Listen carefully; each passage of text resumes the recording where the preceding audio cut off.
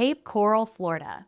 If you've been doing any research on this city, and I mean any research at all, you've probably seen the headlines, the flood videos, the hurricane footage, the insurance horror stories, the comment sections full of people saying, don't do it, we're leaving, it is not worth it.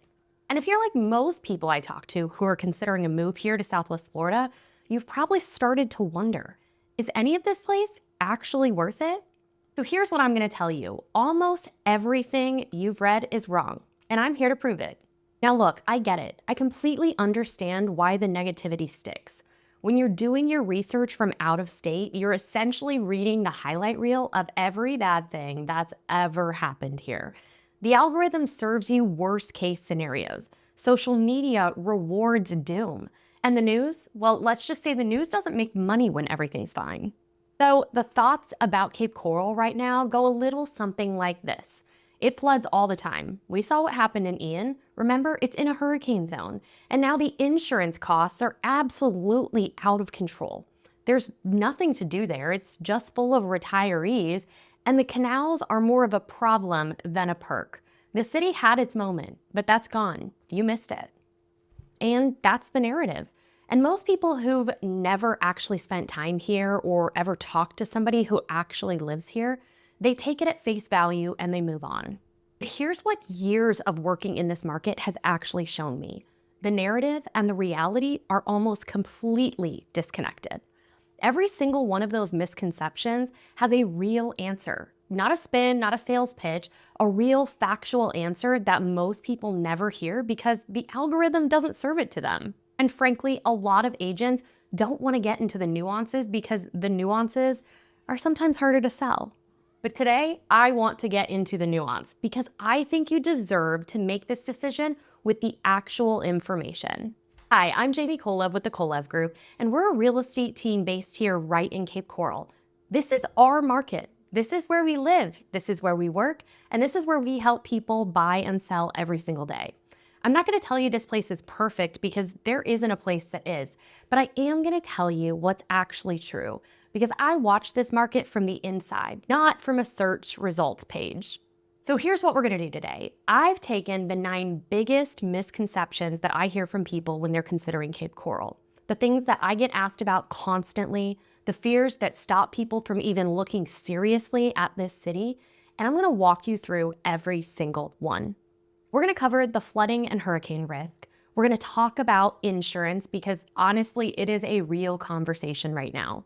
We're going to get into the canals, the lifestyle, who's actually moving here, what there is to do here, and whether this city's best days are behind it or still ahead. And hopefully by the end of this video, you are going to have a completely different picture of Cape Coral. So let's get into it. Let me start with the one that scares people the most. Because if we don't address this first thing, then nothing else matters. We're going to talk about the flood fear. So after Hurricane Ian in 2022, Cape Coral, along with Fort Myers, became the face of Florida hurricane damage in a way that it's never really fully shaken. We had billions in damage, footage that went global, and people who went through it that still carry the weight of that experience. I'm one of them. So I'm not going to dismiss this because I can't. What happened was real. And yes, Cape Coral is a coastal city in Florida. You're gonna be in hurricane country. That's just the truth. But here's the thing that gets completely lost in the national coverage. Cape Coral is not one flood risk. It's dozens of them, and understanding the difference changes everything. Cape Coral has properties in multiple FEMA flood zones, from the high-risk BE and AE zones nearest to the water all the way to Zone X and X500, which carry minimal flood risk and in many cases don't even require flood insurance at all. The problem isn't that Cape Coral is uniformly dangerous. The problem is that most out-of-state buyers don't know how to read a flood map, and most of the content they're consuming doesn't teach them. It just scares them.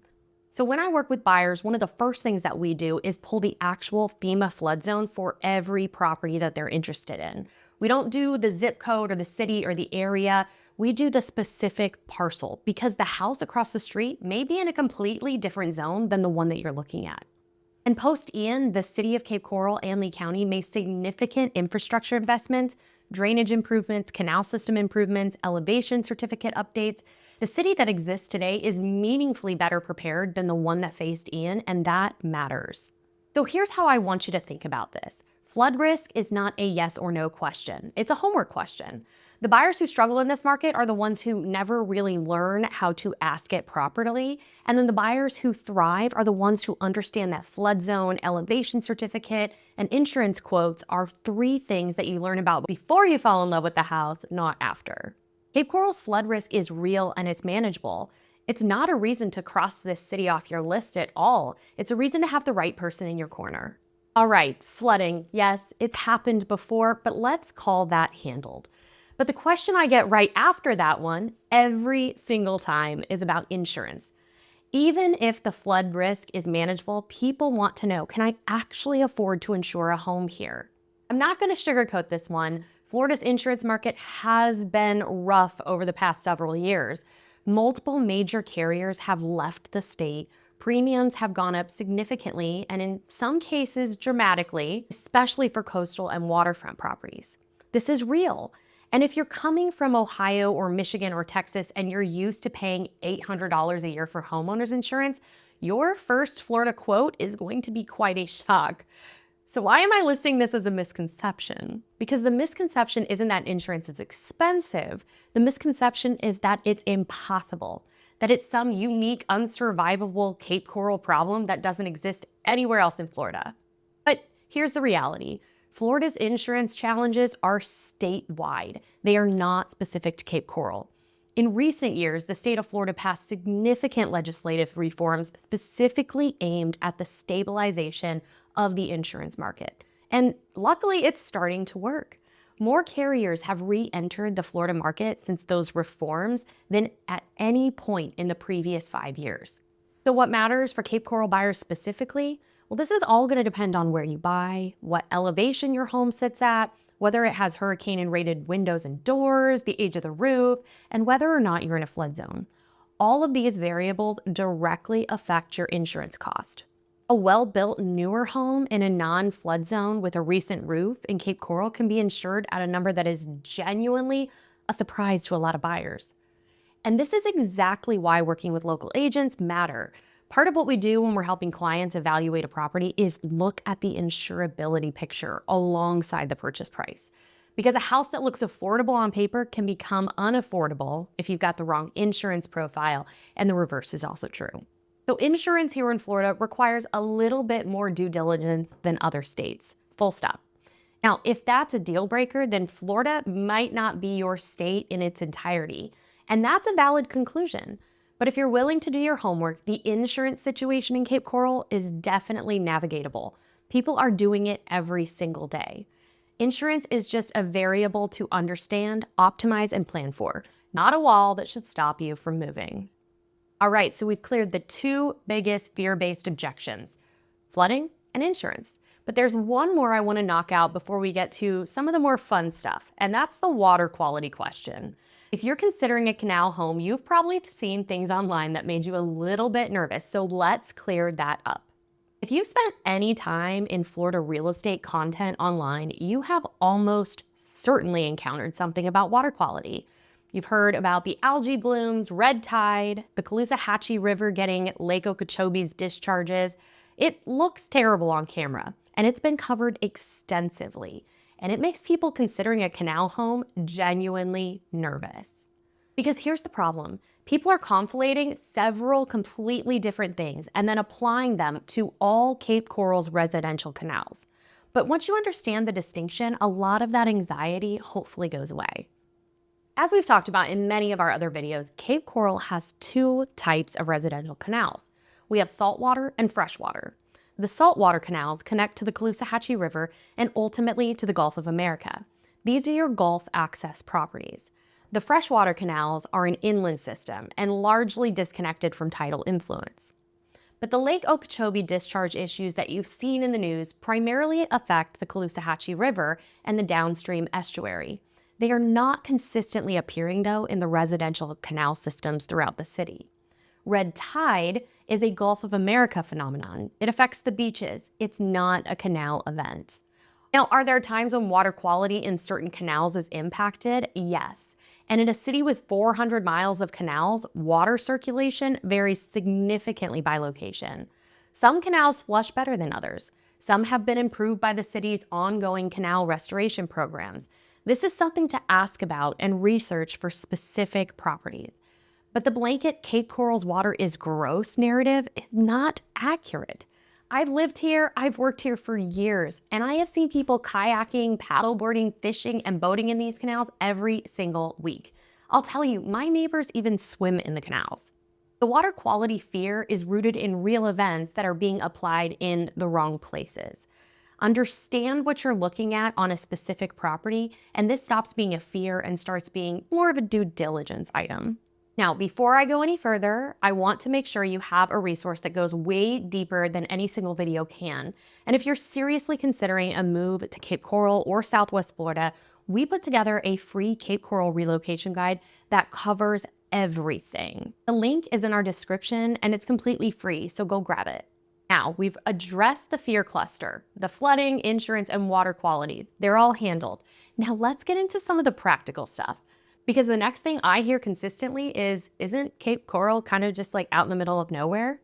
Now, this one tends to come from people who look at a map and see Cape Coral sits at the end of a peninsula. And then they do a quick mental calculation that it seems remote. And relative to Miami or Tampa, sure, it's not in a major metro hub. But isolated is a word I would push back on very hard. Cape Coral sits directly adjacent to Fort Myers. The Cape Coral Bridge and Midpoint Bridge connect you in minutes to downtown Fort Myers, the medical corridors, employers, and the broader Lee County road network. Southwest Florida International Airport, or RSW, is a major regional airport with direct flights to dozens of cities across the country. You're not driving to Tampa to catch a flight, you're 20 to 30 minutes from the gate. The Gulf Coast beaches, Fort Myers Beach, Sanibel, Captiva, are within easy driving distances, even less by boat. And Naples is less than an hour south. For daily needs, groceries, medical, dining, shopping, entertainment, Cape Coral is fully self-sufficient, even though it's mostly a suburban city, and it has become more so every year as the city grows. Now, is it Miami? No. Is it walkable?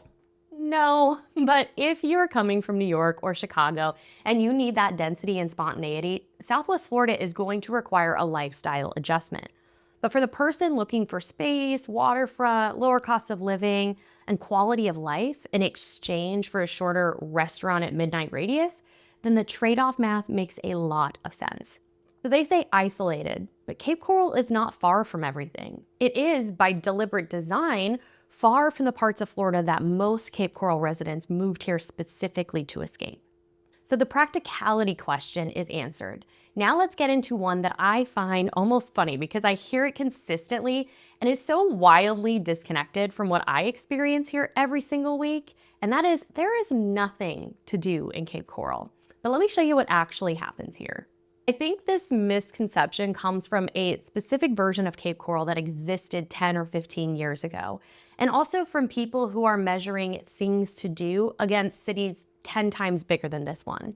And if your benchmark is Chicago or Austin, then yes, Cape Coral is going to feel quieter. But that's not the right benchmark.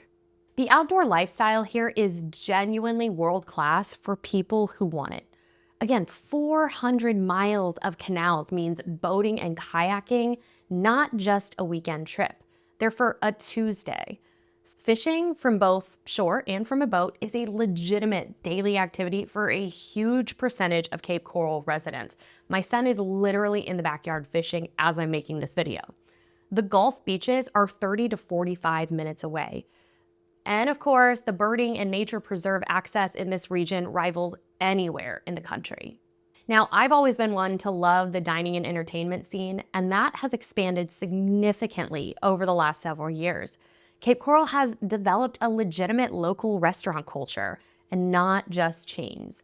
Downtown Cape Coral has been undergoing this revitalization, and it's brought this new energy. They've got more events and foot traffic to the core of the city.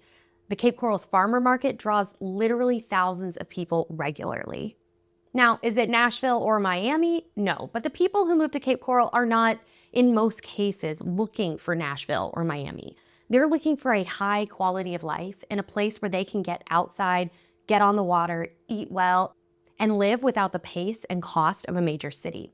That life is absolutely available here. So nothing to do is not a fact. It's just a lifestyle mismatched statement. And if your version of things to do are waterfront, outdoor, and community oriented, then Cape Coral is not just acceptable, it's actually exceptional. Now, I do want to address the assumption that quietly sits behind a lot of nothing to do criticism. And that's the idea that Cape Coral is just a retirement town, that the demographic here is one note, one speed, and not really built for someone in their 30s or 40s with a young family. And let me tell you, that one needs a serious update. Cape Coral has historically had a strong retiree and snowbird population. That's real, and honestly, it's not a problem. But the version of this city that exists in people's mind as a purely retirement destination, kind of like we talk about the villages, is about a decade out of date. Cape Coral is one of the fastest growing cities in Florida by population, and the wave of growth that has come here, particularly post-pandemic, has skewed meaningfully younger. We've got remote workers, young families, entrepreneurs, and people in their 30s and 40s who looked at what their cost of living dollar could buy them in Cape Coral compared to wherever they're coming from and made a very logical decision. The school system has expanded to accommodate population growth. Youth sports, family recreation, and community programming have all grown alongside the demographic shift. The neighborhoods that were once predominantly seasonal or retirement-oriented have become genuinely mixed, with full-time residents of all ages building actual community here. And if you don't believe me, spend 5 minutes on my street and you'll see what I mean. And of course, the snowbird community is not going anywhere, which for us is actually a benefit because seasonal demand supports property values and creates a rental market that benefits all of us long-term owners. Cape Coral's demographic evolution is one of its least reported stories. This city is not aging out. It is diversifying though. The retirees brought the foundation and the next generation is building on top of it. And that brings me to the identity question, because I think this one runs deeper than people realize.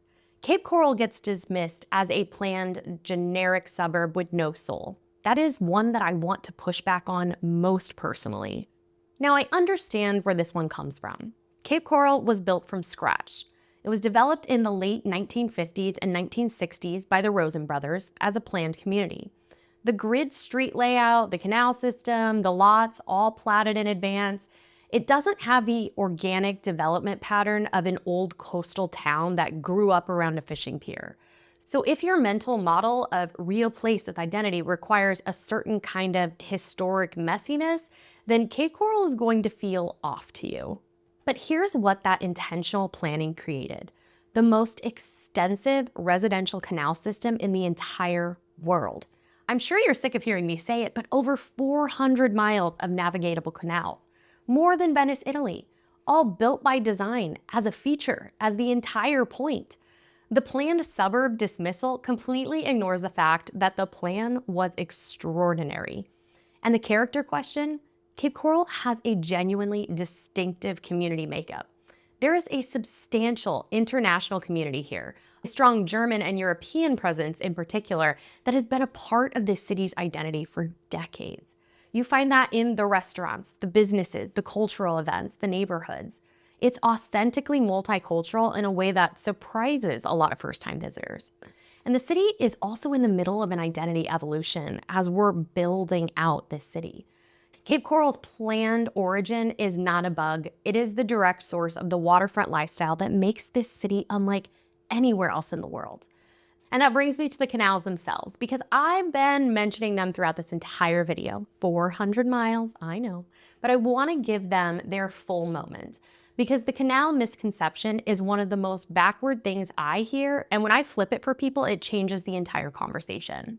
The canal hesitation usually comes from a few places: the water quality concerns that we addressed earlier, seawall maintenance costs, the idea that living on a canal means ongoing headaches that a non-canal property doesn't have, and for buyers coming from landlocked states, the entire concept of owning a canal front home is unfamiliar enough that it registers as a risk rather than an opportunity. But let me put this in perspective. Cape Coral, like I said, has more than 400 miles of navigable canals, more than any other city in the world, including Venice, Italy. More than Amsterdam, this is not a talking point. It is a geographic fact that defines everything about what this place is. And in almost every other coastal city in Florida, Naples, Sarasota, Fort Lauderdale, Miami, waterfront access is extraordinarily expensive. In those markets, being on the water is a luxury product with a luxury price tag that most buyers simply cannot reach. But in Cape Coral, the canal system runs through the whole city. The waterfront access is available at price points that do not exist anywhere else on the Florida Gulf Coast. And yes, seawall maintenance is real. I just had this conversation with a buyer. But those costs measured against the lifestyle access and the property value support that waterfront provides, particularly if you're looking at direct access lots, the math is compelling. The distinction between direct Gulf access, indirect access, and freshwater canals matters enormously for both price and lifestyle. A direct access Gulf property gets you from your backyard to open water with no bridges, no obstacles. That is a very different product from a freshwater canal lot. Know what you're buying. The canal system isn't a liability, though. It is the entire reason that Cape Coral exists. And it's the reason people move here. It is the single feature that makes this state unlike any other place in Florida, and almost in the entire world. The people who see it as a problem or a liability are leaving waterfront access on the table that they can find nowhere else at this price point. And all of that, the canals, the lifestyle, the demographic growth, the community, it all connects back to the final misconception. This one I hear from people who've done a little bit more research. The one that goes, maybe Cape Coral is nice, but hasn't it already had its run? Didn't I miss it? Let me tell you why this one is the most wrong of all of them. This is the smart-sounding version of Cape Coral skepticism. Not, it's dangerous, that's been addressed. Not, there's nothing to do, that's been addressed as well. This one says the growth already happened, prices already ran up, the story is already told, and now what's left is a market that's overpriced for what it is with no obvious where to go. Now, I want to take this one seriously because this is a real question, and the honest answer has a few parts. And if you've seen some of my other videos, you probably know where I'm going with this. Cape Coral is the largest city by land area here in Southwest Florida and in most of Florida. That matters because it means the build-out story here is not complete. There is still substantial undeveloped and underdeveloped land within our city limits. Infrastructure is being extended, new neighborhoods are being built, commercial development is following residential growth in ways that are still in early stages in significant parts of the city. The population trajectory, despite the post-pandemic correction that hit a lot of the Sunbelt markets, continues to point upward. Southwest Florida, and Cape Coral specifically, continues to attract in-migration from higher cost of living states. The fundamental drivers here, though, no state income tax, Florida weather, relatively affordable waterfront access, lower cost of living compared to a lot of the Northeast and Midwest, and none of those have changed. The infrastructure investment post-Ian with the stormwater systems, road improvements, utility extensions, represents the kind of municipal commitment that supports long-term value, not the kind that suggests a market is in retreat. Now, have prices corrected from the 2021-22 peak? Yes. Has the market normalized from those historically unusual levels? Yes. Is that a disaster? No. For a buyer, that's actually an opportunity. The people who moved here in 2020 and 2021 at peak prices paid a different price than someone buying today. That's the cycle. It works in both directions. So Cape Coral is not peaked. It has matured. And in real estate, there is a meaningful difference between a market that has matured, settled into those fundamentals after a speculative run, and one that has peaked and has nowhere to go. This city's land area, its growth infrastructure, its lifestyle proposition, and its price to comparable coastal market value all suggest the story here still has chapters left to write.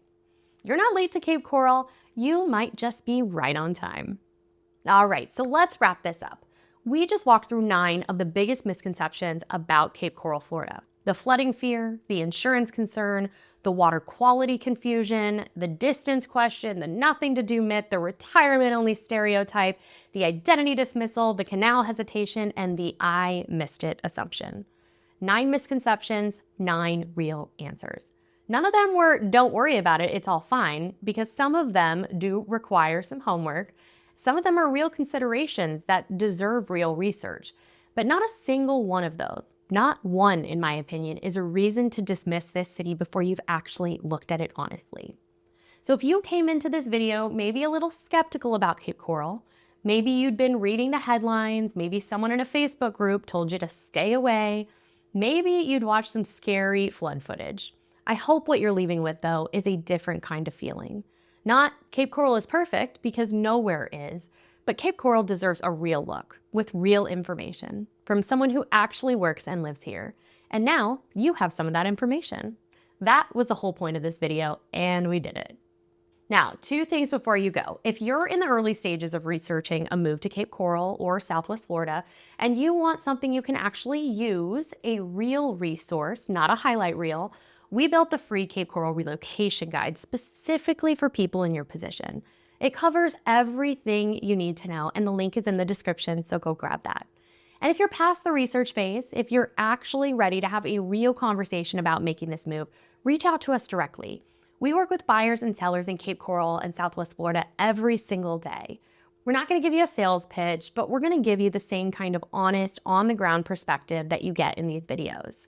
So if this video helped you see Cape Coral just a little bit differently, or maybe it confirms something you already suspected but couldn't quite articulate, hit the like button. It actually helps more people find this video. And subscribe if you want more real, unfiltered Southwest Florida content. We'll see you in the next one.